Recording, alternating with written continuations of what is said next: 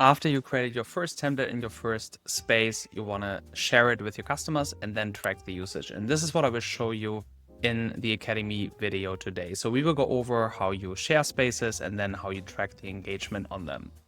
Let's start with the outcome. So I have a space here that already has some usage. So I see the engagement score is high at the moment. And when I go to the activity feed, I already see some activities. So this is the first place where you can track on the dashboard directly or in the activity feed.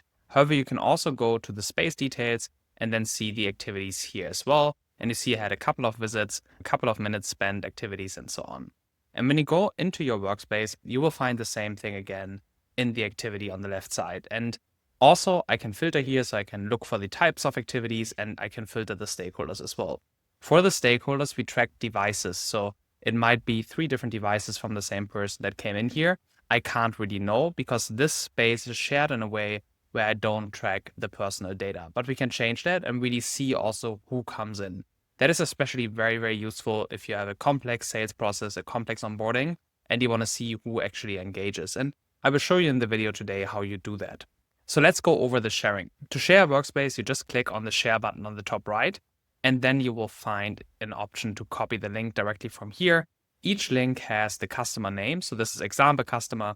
It might be Microsoft, Apple, whoever the customer is. And then you also have a few sharing options. The default setting is that people can just come in. So if they have the link, they can come into the workspace. They don't need to log in, of course. It's very easy access. However, there's a few options if you want to increase security or also improve the tracking. First of all, you can just ask for email entry to view personalized analytics. This setting will lead to your viewers having to put in their email address and also first name and last name.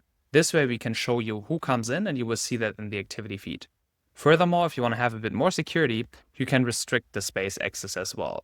We don't typically recommend to do this because your space might be passed around internally at your customer and you might not want to limit the access. However, if you really know who the stakeholders are and you want to limit that, you click here and then you either add stakeholders or you add full domains. So I could just go and say add Microsoft.com in here and add the full domain so anyone with a Microsoft email can come in. Then finally, you also have an option to put a password on, and you can change the password in here as well. You can view the password and copy it and then put it into the email. Now, how you share it is you just copy the link, you put it into an email, a Slack message, a LinkedIn message, wherever you are conversing with your customer. And then you send it out and your customer can use it, can pass it along, can send it to other people, and it's easy access for them.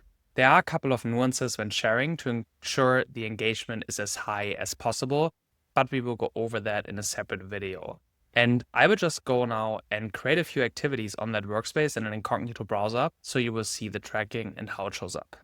Now refresh the screen, I'm back in the space and you see the 12 showing up here. So I have 12 new activities, and when I click on it, this time I shared the space with a setting, ask for email entry to view personalized analytics. So this time I actually see that John comes in and I see all the different actions John did. So I have 31 seconds spent, I have 12 different activities, and we track like 50 different clicks that are happening on these workspaces. So you will see almost everything. Maybe clicking a YouTube video, opening a file, clicking through a PDF.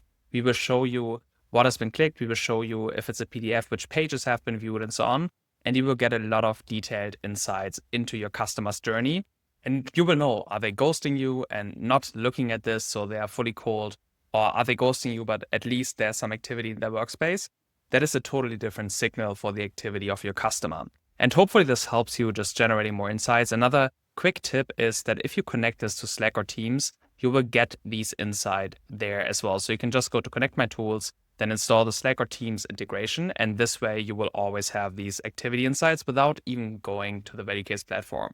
I see you in the next video where we talk about a bit how to really ensure the engagement is as high as possible.